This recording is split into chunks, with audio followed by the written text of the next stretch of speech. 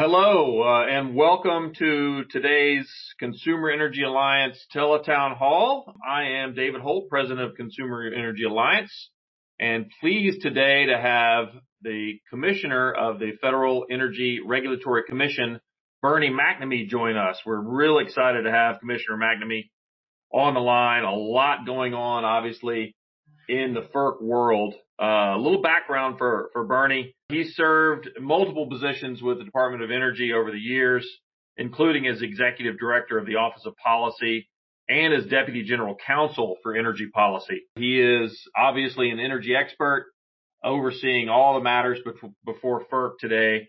And we're very pleased, Bernie, for you taking the time, obviously in this very, very busy time, to join the CEA world to give us some of your perspective and take a few questions.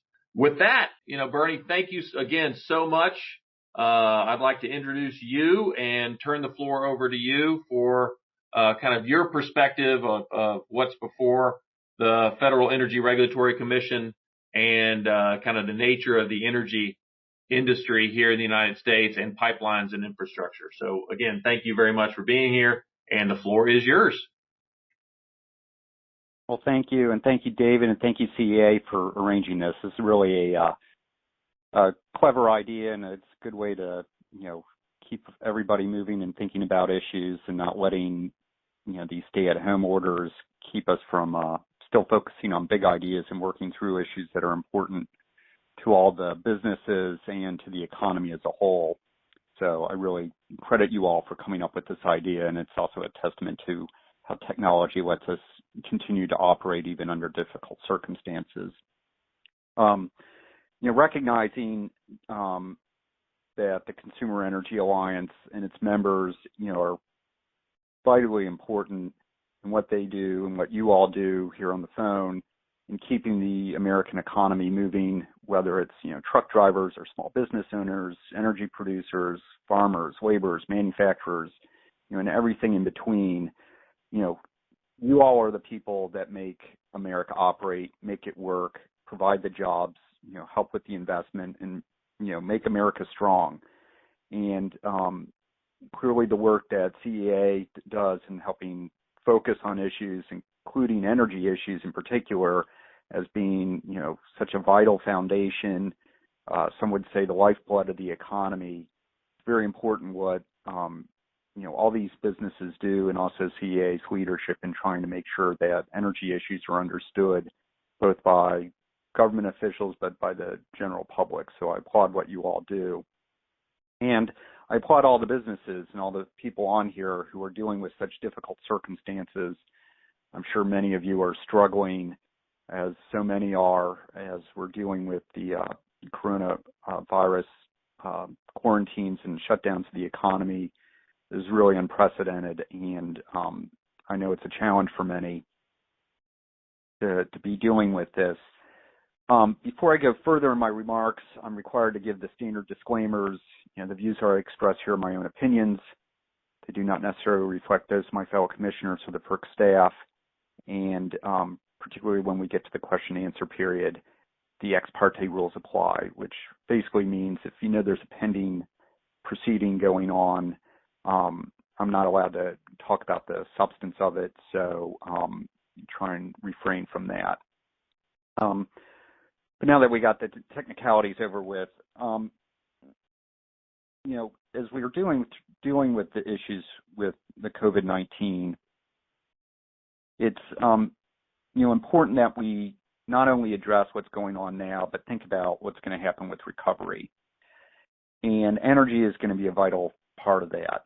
And one of the key things that we saw in the immense economic growth that we were seeing before the crisis was how the importance of having abundant, affordable, and reliable energy resources, particularly in the United States, has really been important to our economic growth. We've seen, manufacturing that's been growing and returning to the United States. We see energy prices at the pump that help small businesses, help consumers. All these things were very important to the economy, and they will continue to be so as we come out of this crisis. As we're dealing with the crisis, however, I think we should look and be proud of the fact that, the energy grid, the natural gas pipelines, the oil pipelines, all which FERC regulates, continue to operate and continue to keep America running.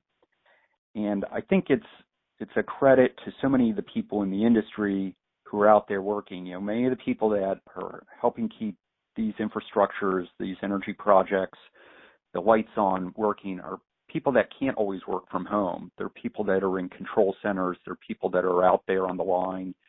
And it's a great credit to the American spirit that they're out there. They're keeping doing things so many of us can work from home and have confidence that the lights are on, or that the heat is working, and that the internet's working.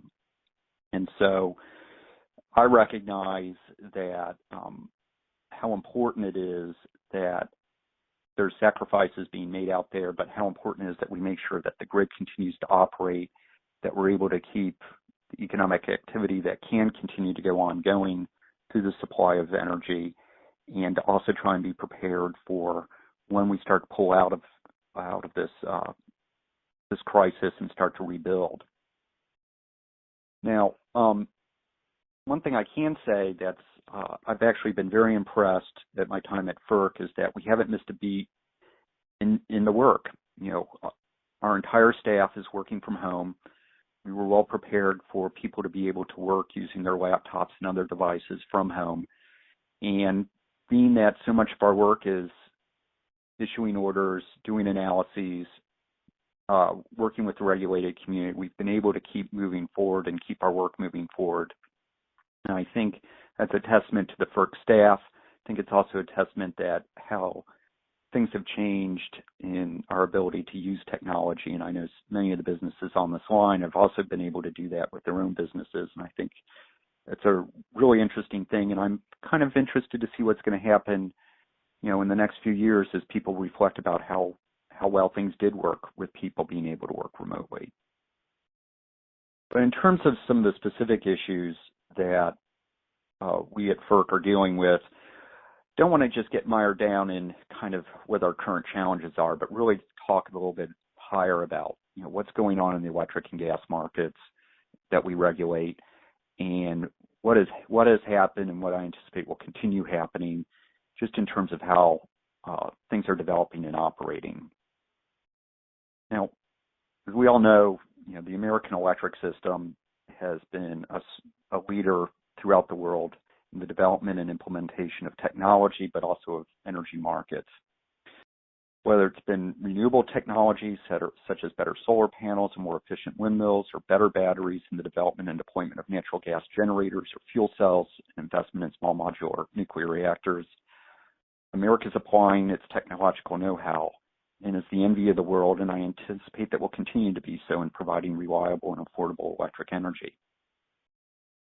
And then all of you on this call know, having access to abundant, reliable, and affordable energy is important to making sure that businesses are competitive. And in fact, many companies, particularly manufacturers, have come to America and returned to America and expanded manufacturing because we have reliable and affordable energy, particularly electricity and natural gas. In the electric area, competition has been providing cost savings to electric customers and is allowing the generation mix to evolve with technology and in accordance with state and federal policies. I fundamentally believe that markets are the best way to allocate resources and set prices. A well-functioning market should allow all resources to compete on an even playing field and not pick winners or losers. But we also need to recognize that these electric markets are government-organized markets. They're not free markets. And the markets are operated pursuant to thousands of pages of tariffs and government oversights. And so, we all learned it in Econ 101 that, the benefit of a market is that there's too much complex information out there. And if you let demand, supply, and price define issues, you'll be able to allocate resources more properly. But of course, when you have a lot of government intervention, a lot of tariffs, you're losing some of the value of markets. And so under our jurisdiction at FERC, we're doing our best with the organized markets, the RTOs, the ISOs, to try and approximate a market and make sure that they function properly to produce just and reasonable rates and that are non-discriminatory. Now, of course, not all parts of the country are operating in an RTO or an ISO, and that's fine.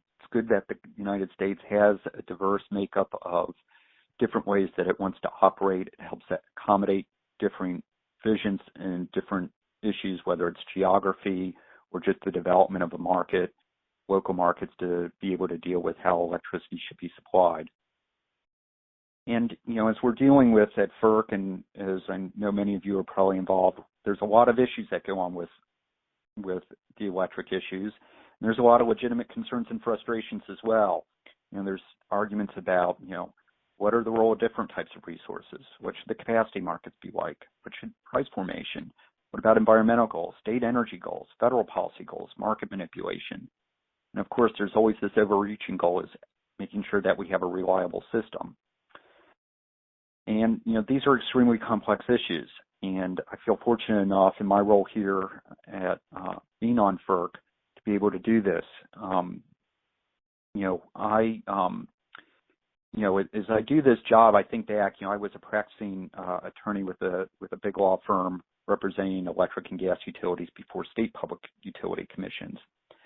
And that experience was really helpful in not only understanding the issues that I have to deal with today, but also helped me understand what my role is as a commissioner should be. And I see myself more as an independent arbiter than as a major policymaker. I view that policy is really made by Congress, and my goal is, to the best of my abilities, to implement it, make decisions based on the law and the facts that are presented to me as a commissioner. And, I saw the benefit when I'd show up before state commissioners and see people that I used to know that were legislators or used to be, involved in politics. But once they, put on the proverbial robe and they were making decisions, they put those issues of their past aside and they looked at the issues that came before them and the law and the facts and tried to make the best decisions they could. And that's been the model I've been using in trying to make my decisions, is pay attention to what people are presenting to you, pay attention to the pleadings, and try to make the best decisions that I can based on those facts. And, I think that's important as we're trying to deal with the complex issues that come before FERC, because, one of the things that has made our system of government work is partly the idea that people believe that their points of view are going to be heard. We're all more likely to accept a decision that doesn't necessarily go our way, or if we don't win 100%, if we at least feel that somebody listened to us and paid attention and tried to at least come to grips with the arguments that were being made. And I think that's very important. I think that's very important in my role when I'm trying to make decisions about how our electric or gas markets work. And so I feel very privileged that I get to do this, and I try to always remember that I used to be one of those people representing clients before commissions and wanted them to pay attention to the decisions. And so I try very hard to make sure that I never lose sight of, people, every case that comes before me, that case is the most important thing to those people that are before me, and that I always need to pay attention to the details and think about what they're working on. So, as we work through electric issues, trying to make, markets work better, trying to make sure that we're paying attention to different issues that come up, we're trying to pay attention, myself, the chairman, my fellow commissioners, and the staff, to make sure that we're making the best decisions possible and making those decisions on the law and the facts. Now, in addition to dealing with, electric issues, of course, FERC also regulates issues and provides a review and approval for new natural gas pipelines and for liquefied natural gas export facilities. And if you just think about it, I don't know how many people on the phone remember, but I recall it was only about 15 years ago that natural gas prices in this country spiked at $15 a unit. And that made electricity a lot more expensive, that made manufacturing a lot more expensive, and it was really creating some challenges for the country. Later, gas dropped in the $6 to $11 range, but that was still pretty expensive. But with the American energy renaissance, led by people like George Mitchell of Texas, who combined hydraulic fracturing and directional drilling, the United States has turned into a, except for the most recent months, into a net exporter of energy. which is just remarkable, both oil and gas. And the access to relatively cheap and abundant natural gas has really helped fuel, pardon the pun, the economic growth that was taking place in this country, and that I anticipate that will continue to take place. I think it's also important to think about the fact that this growth in oil and gas has also given tools to policymakers, whereas we used to be, as we all know, so dependent on what happened in the Middle East. Now we're able to help drive policy issues on national and international energy issues. And that's made America stronger, and I think that's something that we should all be happy about. Now, since I came on the commission a little over a year ago, we've approved applications for natural gas pipeline projects and approved 954 miles worth of new pipes, number of compressor stations, and we're continually, have new applications before us, and we consider each application separately and on their merits. Another thing that has happened on the natural gas front is because we have so much natural gas, we're able to now start exporting natural gas. And so FERC has the responsibility to consider and approve the export of liquefied natural gas export facilities. Before I got to the commission, there was basically a deadlock, and for 2 years, no LNG export facilities had been approved. And what I did is I just tried to focus on the law and the facts and worked with Commissioner LaFleur, who was a Democrat, and we were able to find common ground and find a path in order to get LNG projects approved. So after 2 years of no projects being approved, within 1 year we had 11 LNG projects approved, and we've already approved one more, so for a total of 12 projects. And as these projects move forward, it's going to unleash billions of dollars of investment, create thousands of new jobs, and provide, once again, more opportunities across the world for people to rely on a stable country like the United States for its energy access and not have to be as reliant or subject to issues that prop up in the world, including from our strategic adversaries like Russia or China. Now, we also regulate a small part of oil pipelines, and that's only related to oil pipeline rates that are charged. And but those are important issues, obviously, and they make a difference, and so we're paying attention to those as well. Besides though dealing with access to energy and making sure as a regulator that we're making sure that rates are just and reasonable, whether it's for electric rates or natural gas rates or shipping rates and for oil pipelines.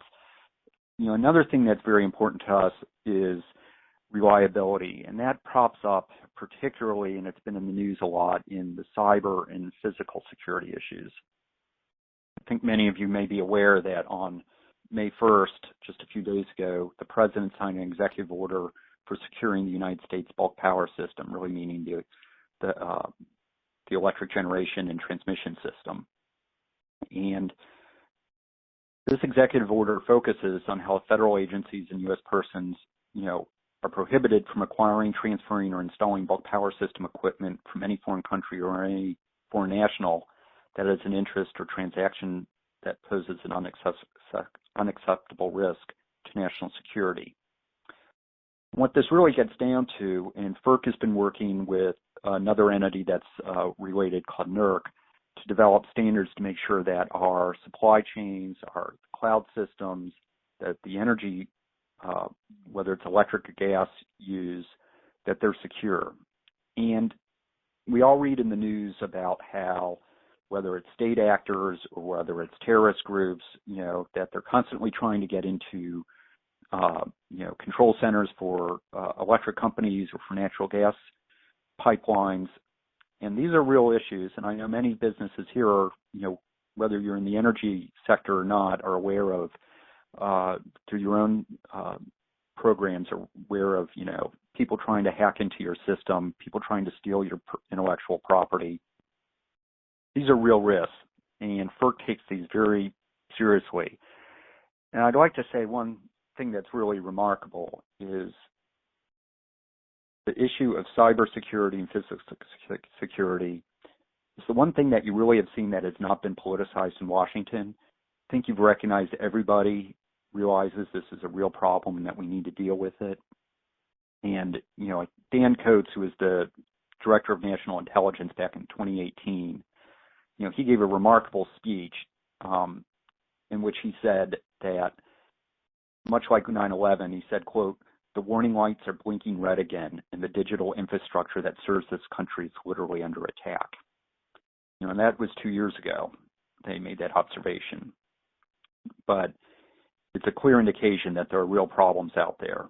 We've seen that in March of 2018, the Department of Homeland Security and the FBI issued an alert stating that at least since March 2016, Russian government cyber actors have targeted government entities in multiple U.S. critical infrastructure sectors, including energy, nuclear, commercial facilities, water, aviation, and critical manufacturing sectors. We know that there are challenges to our supply chain, whether it's software or equipment. And these are things that we're focused on as not just a country, not just as FERC, not just the FBI and Homeland Security, but these are issues that we all need to be focused on. This is something that it can't just be resolved by saying, well, we met a standard. I think everybody on this call recognizes that we all play a vital role in making sure that our systems are secure, that our supply chains are secure, and that we're paying attention about what's going on. But one other thing, especially in the energy sector, that we're paying attention to is that the threats don't just have to be cyber. Back in April of 2013, there were attacks with guns on electric substation in San Jose, California. Back in September of 2016, somebody took a high-power rifle in Utah and knocked out a substation, causing power to be lost for 13,000 customers. And some of you may recall even last year in Saudi Arabia, a drone was used to take out some of their energy infrastructure. So we're reading in the papers every day that there are real issues out there. We're hearing about telecommunications issues from groups like Huawei from China that could be a Trojan horse for malicious activities, in the U.S. and Europe. We're reading about other foreign actors, terrorist groups. So my point here is, one, FERC and the federal government is paying attention, but it can't be overemphasized enough. This is something where all of us need to be vigilant and all of us need to make sure that we're taking it seriously and trying to prevent and protect our systems. So, as we're working through energy issues, we're working through reliability and cyber and physical security issues, we at FERC are doing our best to try and make sure that we're supportive of the industry, we're supportive of people that come before us, and that we're paying attention to the challenges of today to make sure that the grid and the pipelines operate. But we're obviously also thinking to the future. And, I personally think that, the American people are very resilient. Our businesses and are surprisingly resilient. And I know there's going to be a lot of suffering through this process, but I am confident that people are going to be coming back. And eventually we will be stronger and we will continue to be, a beacon on the world that people admire. And I guess with that, I'll stop and take a few questions. So thank you, everyone, for having me. Commissioner, thank you so much for your comments. Really, really appreciate it. We have some time for some questions, and I want to pick up on a couple of themes that you mentioned as you were talking. The U.S. energy dominance in the oil and gas space and our ability to now export both oil and gas, our continued growth in renewables, and our continued leadership with nuclear. You look at it, and the United States is now the number one producer of oil and natural gas in the world. We're the number two producer of wind and solar in the world, and we continue to be a world leader in nuclear. And so when you look at that and that energy perspective, and you examine some of the conversations we're seeing in the COVID reality, and you're looking at onshoring U.S. supply chains, you're looking at building additional manufacturing, and you're building out additional uses for abundant, affordable, reliable, environmentally efficient energy in the United States. What do you see as some of the greatest challenges and opportunities confronting the energy sector moving forward after COVID-19, particularly as we look at kind of this notion of onshoring more a U.S. supply chain? Well, I appreciate that. I think you touch on really where transition is coming, and where, you know, it's going to take leadership, you know, from the business community to make it happen.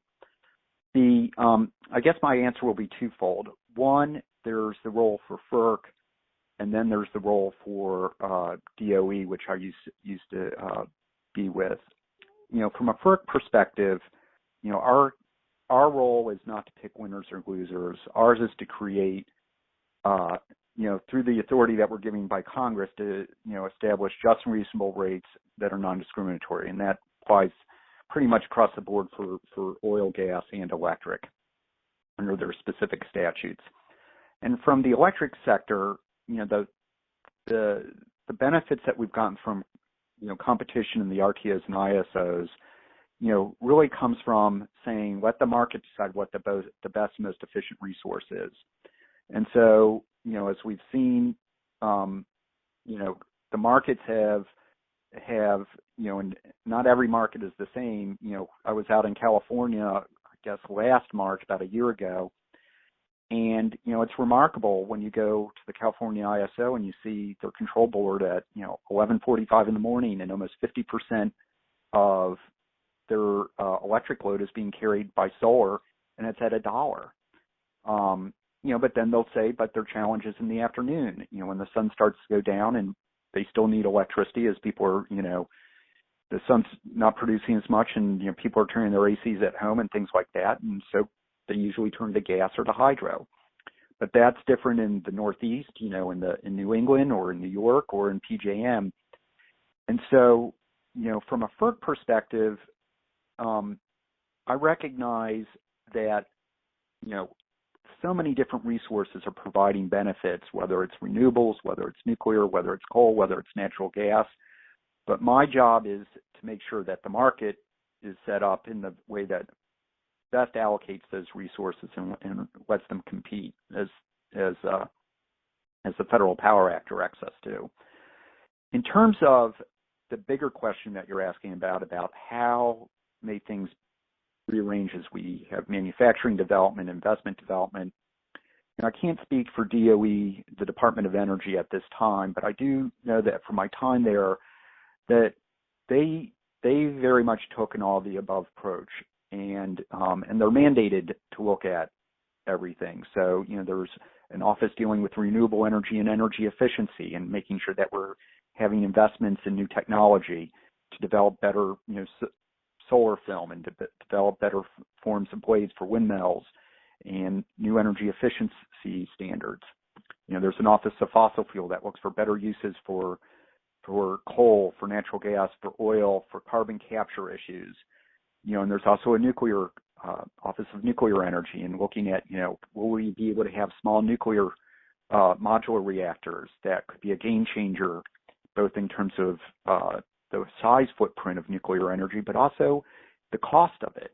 And, you know, all these things that DOE and through Congress's support of the Department of Energy, you know, are all going to be important to helping ensure, as we come out of this crisis and we're thinking about, you know, what it is that America should be doing, what it is that America should be building, investing in, and making ourselves stronger and more secure.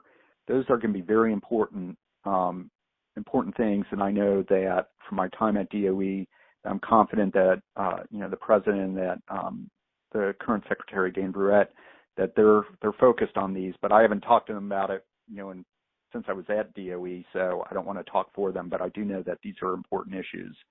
And but from my FERC perspective, I'm just going to be focused on my jurisdictional authority, which is making sure that we're producing just and reasonable rates, and that they're non-discriminatory, and we have a reliable system.